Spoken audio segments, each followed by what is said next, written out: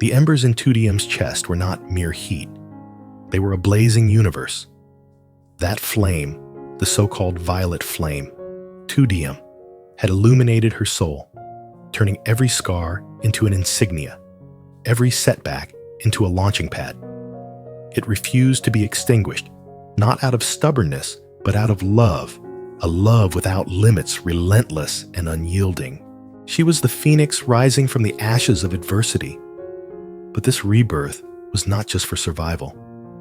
She was stronger because her resolve was forged not in pain, but in the white-hot fire of her longing for Tuan.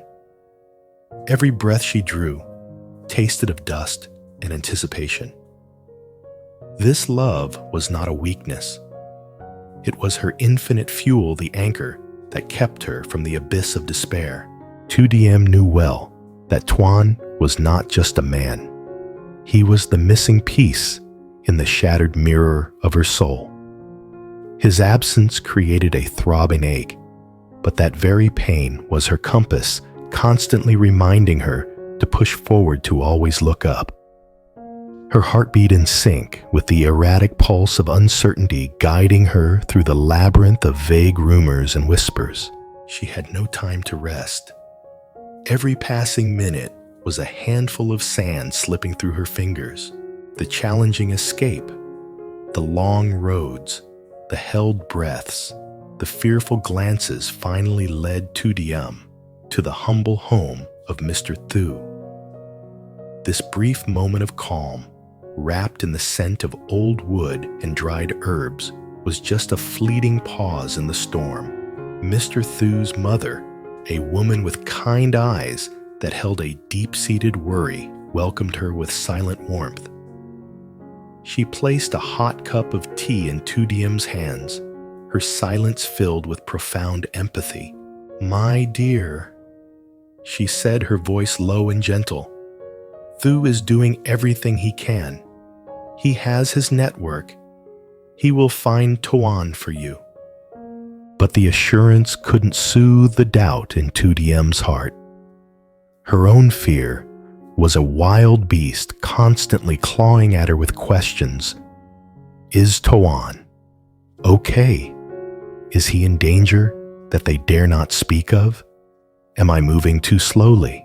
Diem could only shake her head, tears welling up. "I know, Auntie, but I have to do something myself. I can't just sit here. Time. I feel like I'm running out of time." Witnessing her unwavering devotion, Mr. Thu's mother understood that holding Diem back would only increase her torment. She sighed, then reached into her pocket and pulled out a small, carefully folded envelope. "This is a little bit of my savings," she said, pressing it into Diem's hand. "It's not much, but it will help with travel and food. Don't worry about where you'll stay. Just consider this your home. Thu and I will always be here waiting for you." That unconditional gesture touched Diem's soul deeply. It wasn't just money. It was trust, acceptance, and a sense of belonging she had long missed. Gratitude surged, filling her like a cool stream. She was no longer alone in this fight. With renewed hope and determination, Diem left the warm home of Mr. Thu's mother. The support from the two of them was an invisible armor, helping her confront the world outside. She had a safe place to return to, and that made her feel stronger. Diem retraced her steps along the familiar roads, the roads that had once framed her and Tuan's happiness. She decided to start where she last saw him happy, the construction sites. Dust, the smell of mortar and cement, the deafening noise of machinery. This was Tuan's sanctuary. She walked the paths leading to the open lots where skyscrapers were emerging. She remembered the times she walked with him, holding his hand, smiling radiantly as he pointed to the blueprints. See to Diem. This building, it will be a wonder, and I will be the one who builds it. She had shared his small victories, his joy at completing a section of the foundation, or simply being recognized by his superiors. Now, every brick, every steel bar felt like a painfully preserved memory. Diem entered the first construction site. She had to bypass security barriers facing grumpy guards. She presented her story with a resolute voice, refusing to let fatigue show. Tuan, an engineer, tall, with a very bright smile. He worked here about 2 months ago. Did anyone see him? After the last day she remembered, the answers were always in different shakes of the head, don't recall, or too many people. Diem was not discouraged. She moved to the second site, the third. She sought out the temporary worker dormitories, where she and Tuan once shared takeout meals under the yellow glow of the lights. She asked the tanned-faced workers, those who might have carried materials or worked alongside Tuan. She described him. Him? She repeated his name. Each conversation offered a flicker of hope, only to snuff it out again. But she didn't stop. Every no was merely a door closing, pushing her toward the next one. She knew that if someone held her missing piece, that person had to be somewhere amid the debris and chaos of these sites. The violet flame, Diem, within her wasn't just burning brightly. It was shining like a lighthouse in the dark, guiding her through every alley and every pile of rubble, refusing to let her rest. She would find Tuan. She had to find Tuan. Diem stood on a tall pile of construction material, looking out at the city, slowly sinking into the sunset. Tired, hurting, but completely unwavering. She clutched the envelope of money from Mr. Thu's mother, feeling the warmth of the kindness. She was the phoenix, and she would never accept ashes as the end. Tomorrow, she would start again, at another site, with hope intact. That day, the construction sites were no longer Tuan's sanctuaries. They were silent monuments to his absence. The strange stillness was not peace, but the roar of emptiness. The excavator sat idle, and the piles of materials rose like silent accusations. Diem moved from one site to the next, her feet weary, but her heart even more exhausted. Foremen and workers shook their heads, their faces marked by indifferent sympathy. No, kid. Haven't seen Tuan. Not for many days. He's resourceful. He's probably taken on a big project somewhere further away. Haven't seen him. Maybe he quit. Each answer was a knife slicing at her fragile hope. The burden of disappointment weighed on Diem's shoulders, heavier than 1,000 tons of piled cement. When she returned to Mr. Thu's house, her mind was a tangled mess. What if she was wrong? What if she missed a crucial clue? What if something truly terrible had happened to him that no one knew about? These questions gnawed, mocked, and tormented her. Diem felt like she was racing against an invisible opponent time. As Diem stepped inside, the warm smile of Mr. Thu's mother was like a rare ray of sunshine. But the elderly woman's eyes quickly registered the deep defeat in Diem's gaze. The phoenix flame was temporarily obscured by the dense smoke of anxiety. Mr. Thu's mother's expression softened, radiating understanding. She didn't need to ask. She simply placed a hand on Diem's shoulder, a gentle gesture that contained the strength of solace. "Daughter, go wash your face, then come down and eat dinner with me. Stop tormenting yourself." A comforting aroma of home-cooked food, perhaps caramelized fish ka ko tu or hot sour soup, kan chua, wafted from the kitchen.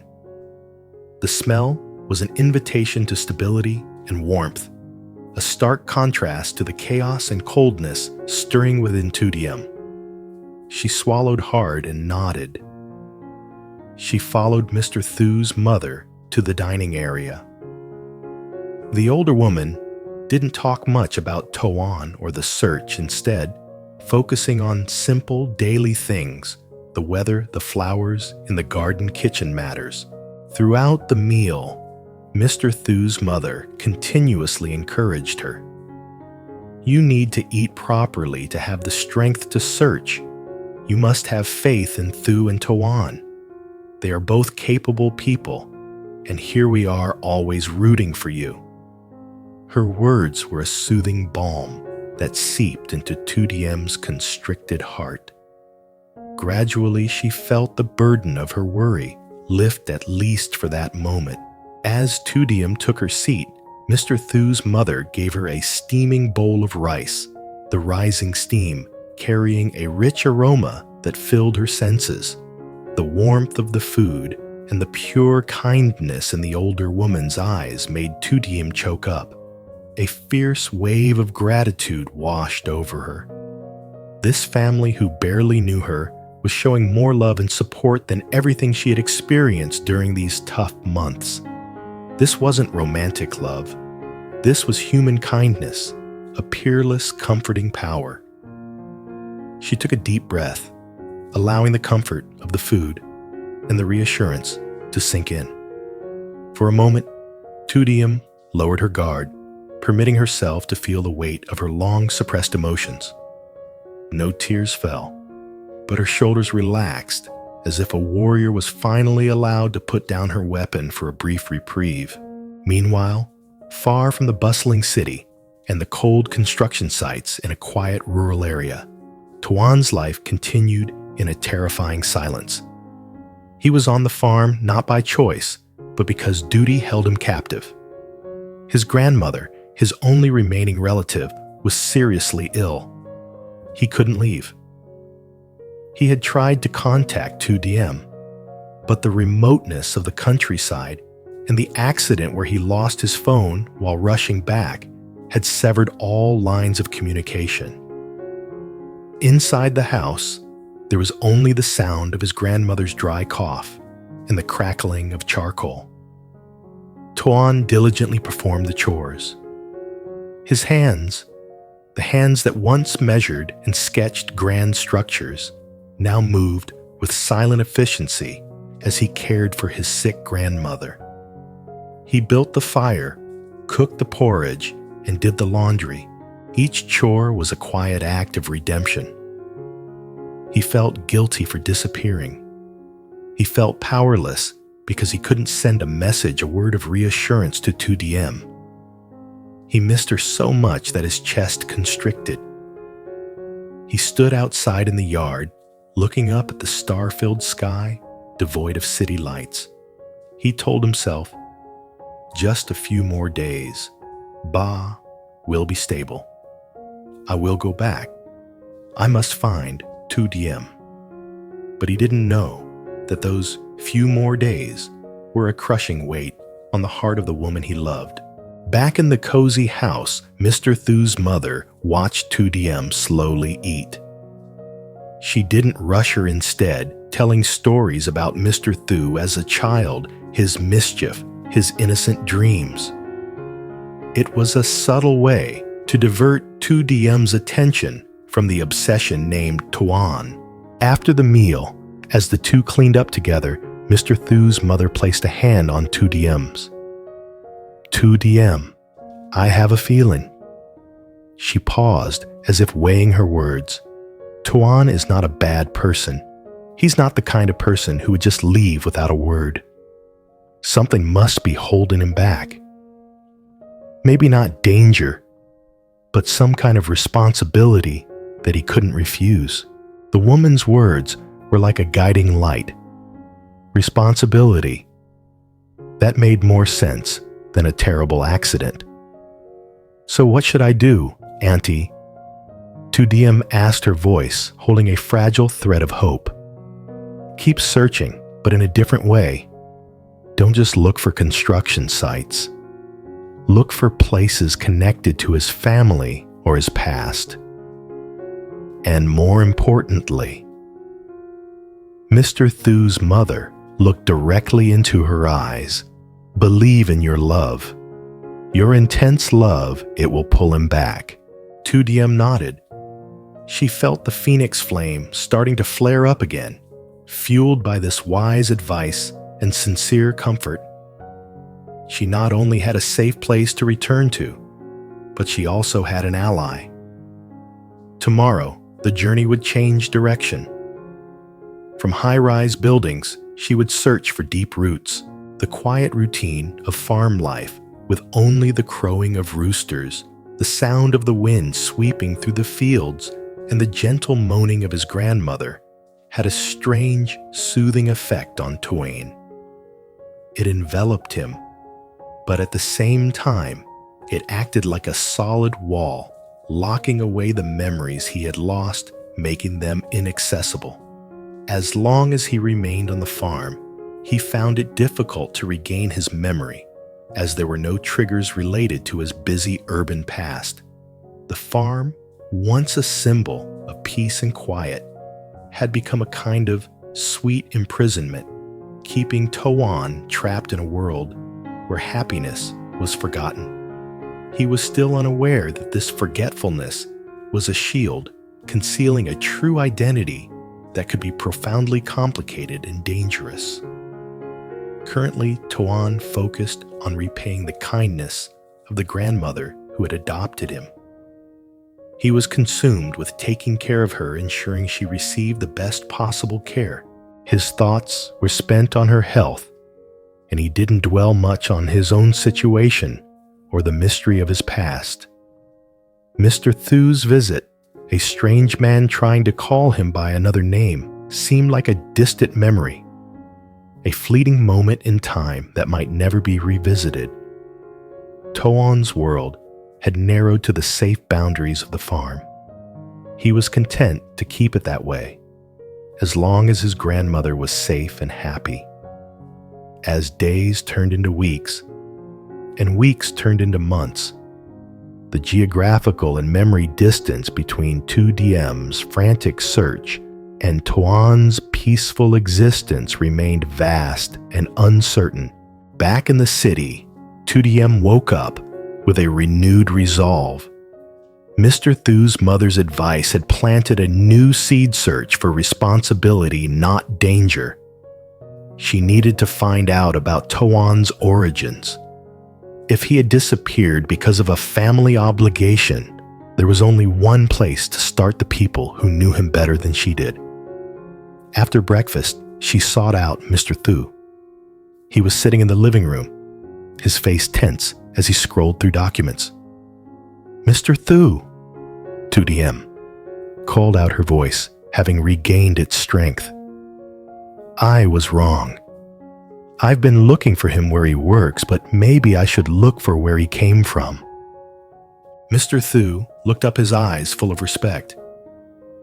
"You're right. Tuan, his past is quite complicated, but I only know one person who might know better, and that's his Aunt Ute, a distant relative in the outskirts. They rarely met, but I remember Tuan once said Aunt Ute took care of him for a while after his parents passed away." Diem felt her heart pound. That was the most concrete clue she had. "Do you have an address? Even just an area, not a specific address?" Mr. Thu frowned, because they moved quite a bit. But I remember him saying Aunt Ute lived near a traditional pottery market in the suburbs a few hours' drive from here. Diem stood up, her eyes alight with the fire of hope. "I'm going. Right now." Mr. Thu quickly stopped her. No, you're already exhausted. Besides, it's not safe for you to go alone. Let me use my network. I'll send people to scout first, and I will accompany you later. But Diem shook her head firmly. No, Mr. Thu. Time won't wait.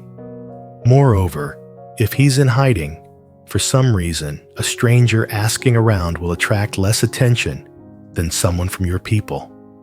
I will be the one to go. I have his picture, and I have my story. Finally, her burning determination convinced Mr. Thu. He gave her an old map of the suburbs and a larger sum of money. Here, be careful. If anything happens, call me immediately. The next morning, Diem set off. She carried a small backpack containing a photo of Tuan, smiling radiantly, and her unwavering resolve. The trip to the suburbs was a dizzying change of scenery. Skyscrapers gave way to lush green rice fields, mossy tiled roofs, and red dirt roads. The smell of exhaust fumes was replaced by the scent of damp earth and dry grass. Arriving at the pottery market area, Diem immediately felt the difference. The sounds were not the noise of construction machinery, but the clatter of ceramics hitting each other, the cries of vendors, and the roar of charcoal kilns. She began her inquiry journey. This time, she wasn't asking about a construction engineer, but a relative. Excuse me, do you know anyone named Aunt Ut? She's a distant relative of a young man named Tuan. I think she used to be a small vendor here. Many people shook their heads. But then, at an old pottery shop, an elderly woman took a sip of tea, looking at Diem with a scrutinizing gaze. Aunt Ut.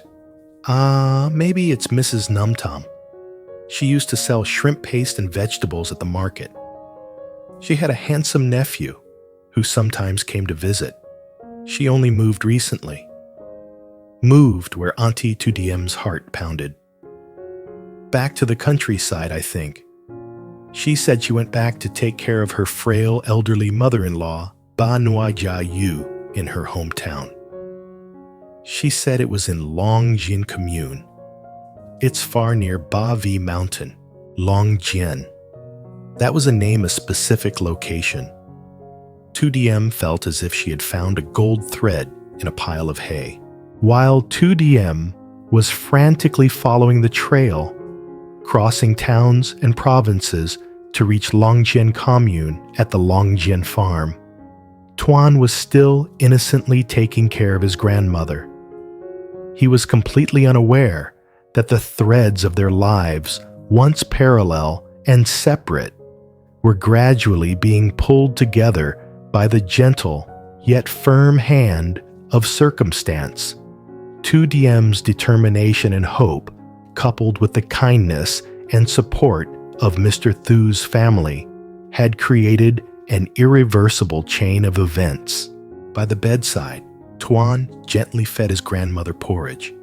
His grandmother, though frail, still had sharp eyes. She gently took his hand. "My grandson," she whispered weakly. "My health is better now. Don't worry anymore. I know you have someone waiting out there. You stayed for me. Now go for that person." Tuan looked at her, a strange, aching feeling welling up inside him. Someone waiting. He didn't remember. But the emotion, the sense that something sacred and important was being left behind, suddenly became clearer than ever. "I don't remember them, Ba," he said, his voice choked. "Your memory may be lost, but love is never lost, grandson. It will guide you. Trust your heart." This advice, combined with his grandmother's recovering health, placed the first crack in Tuan's shell of oblivion. Destiny had quietly taken its time. Diem was on her way. Tuan was beginning to heed the call of his heart. The reunion would change everything. and the storm was no longer lurking on the horizon. It was rushing straight toward them, promising an explosion of emotion and truth. Diem's journey to Longjien Commune was a test of will. After receiving the clue from the woman at the pottery market, she had to take several old coach buses crossing winding roads along Ba Vi Mountain. Every kilometer traveled was a small victory. The scenery changed. The glamour of the city was replaced by a rustic, peaceful, yet unfamiliar beauty. Despite the quiet landscape, Diem's heart was a furnace.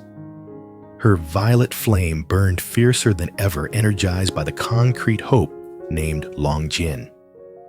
She inquired house by house, giving a description of the grandmother and the nephew.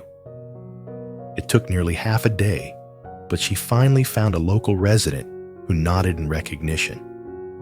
"Ah, Mrs. Bay's house. She has a nephew who came back to take care of her when she was sick. He's handsome and tall. She only moved here a few months ago." The resident pointed her to a winding path leading to a spacious lot where an old modest house, Kanakap Bon, nestled under the shade of an old almond tree. It was a small farm hidden from the main road. Diem stopped feeling her entire body tremble. More than fear, it was intense anticipation. She had searched for him for so long that this moment felt like a dream. She took a deep breath, clutched her backpack, and walked on. As Diem drew closer, she could hear the sounds of simple life, the crackle of dry firewood, the gentle running water being pulled up from the well, and the clang of a hoe hitting the dirt. And then she saw him. Tuan was standing in the middle of the garden, scruffy, in a faded shirt and work pants. He was meticulously banking up a row of vegetables, his broad shoulders tensed under the late afternoon sun. His hands, the hands that once held technical blueprints, were now adept at farm work. His back was toward her, but that familiar figure, the way he tilted his head when concentrating, almost made Diem collapse. That was her Tuan. Her heart suddenly stopped, then began beating frantically, so loudly she feared he might hear it. She covered her mouth to stifle a sob. She wanted to run to him, hug him, and scream his name. But something held her back, the strange peace that surrounded him. He no longer had the determined, stressed look of an ambitious construction engineer. He was a different man, quiet and unassuming. Diem took another step, accidentally treading on a dry branch. The small crack broke the silence. Tuan spun around. Their eyes met. In that moment, Diem's world froze. His face, the bright smile she had longed for, was now an expression of blank confusion and inquiry. He looked at her, not with love or recognition, but with the curiosity of a stranger. Who are you?" Tuan asked, his voice low and slightly suspicious. He put down the hoe and straightened up. That question was like a dagger thrust through Diem's armor of resilience.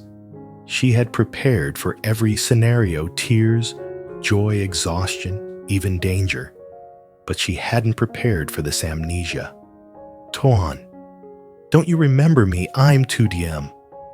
She cried, hot tears streaming down her cheeks, shattering all the control she had tried to maintain. Tuan shook his head, his face innocent. "I'm sorry. I don't know who Diem is. I live here with my grandmother. Are you sure you haven't mistaken me for someone else?" This denial nearly destroyed her. The violet flame was suddenly doused with ice-cold water. It turned out her journey was merely the pursuit of a shadow that no longer existed. Diem took a step back, her heartbreaking pain transforming into despair. But just then, she looked down at his hand. The silver ring she had given him for his 25th birthday, a ring with a small hand-carved flame motif, was still there, worn yet glistening on his finger. In her desperation, she said nothing more. Instead, she acted on instinct, a loving and familiar gesture she had performed hundreds of times. She reached out, touched the ring, and then gently stroked the back of his hand. The moment their skin touched, and Diem's memories of Tuan suddenly came alive. His hearty laughter, promises made under the moonlight, his distinctive scent after a long day's work. And then the miracle happened on Tuan's side. When Diem touched the ring, an electrical current shot down his spine. All surrounding sounds, the wind vanished. Tuan felt a sudden sharp ache in his temples, and a flood of images flashed before his eyes like a film being fast-forwarded. A crumbling construction site, a hand grasping his, the radiant face of a girl, the scent of dried roses, the name Diem. He staggered, clutching his head. No, it can't be. He mumbled, his voice trembling. That name. Why does that name sound so familiar? Diem saw the chaos in his eyes. She knew she had reached him, reached the place where his memories were imprisoned. She didn't back down. She stepped closer. Tuan, look at me. She called his name with all her strength. Don't you remember you said our love was the fire that couldn't be put out? You are the violet flame of my life.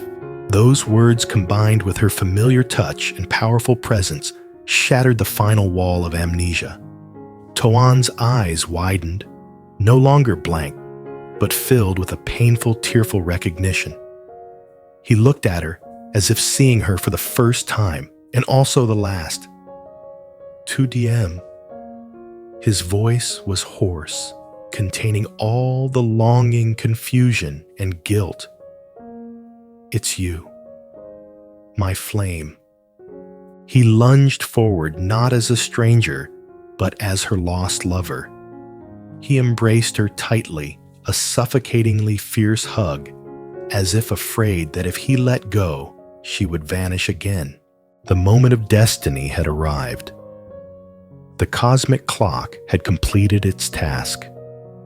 The distance was bridged. Fate had not only brought them back together, but had also broken the chains of oblivion. Tuan was back, and her violet flame had found its source.